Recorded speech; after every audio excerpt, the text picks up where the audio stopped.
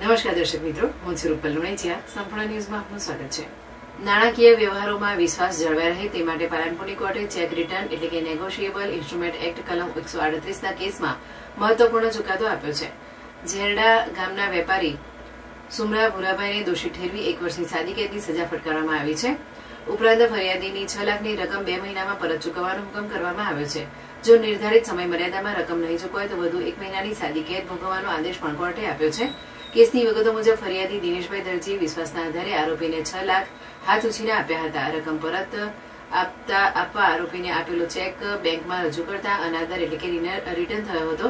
ત્યારબાદ એડવોકેટ મનોજ ઉપાધ્યાય મારફતે કાયદેસરની નોટિસ પાઠવવા છતાં ચૂકવણી ન થતા પાલનપુર કોર્ટમાં ચેક રિટર્નનો કેસ દાખલ કરવામાં આવ્યો હતો.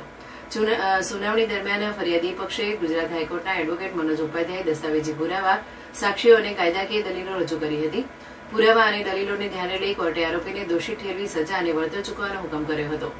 ચુકાદા અંગે એડવોકેટ મનોજ ઉપાધ્યાયે જણાવ્યું હતું કે આ નિર્ણય નાણાકીય વ્યવહારોમાં વિશ્વાસ જાળવવા માટે મહત્વપૂર્ણ છે.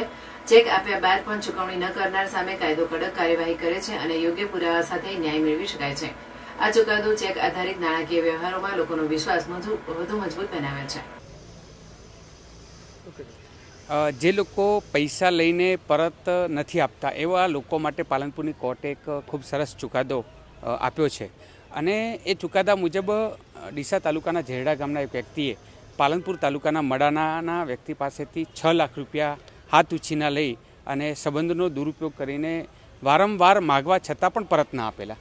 અને એના અનુસંધાને જે ફરિયાદી છે એના દ્વારા નામદાર કોર્ટમાં ચેક રિટર્નની ફરિયાદ દાખલ કરવામાં આવેલી. અને એ ચેક રિટર્નની ફરિયાદના આધારે નામદાર કોર્ટ દ્વારા આરોપીને 1 વર્ષની સજા અને 6 લાખ રૂપિયા પરત ચૂકવવાનો હુકમ કરવામાં આવ્યો છે. મારી ખાસ આ પ્રકારની જે ઘટનાઓ બનતી છે કે જે લોકો પૈસા લે છે અને પરત નથી આપતા અને કાયદો અથવા કોર્ટ આમાં કશું નહીં કરે એ પ્રકારની ભાવના સાથે કામ કરતા હોય છે, એવા લોકો માટે ખાસ આ ચુકાદો ખૂબ દ્રષ્ટાંતરૂપ છે.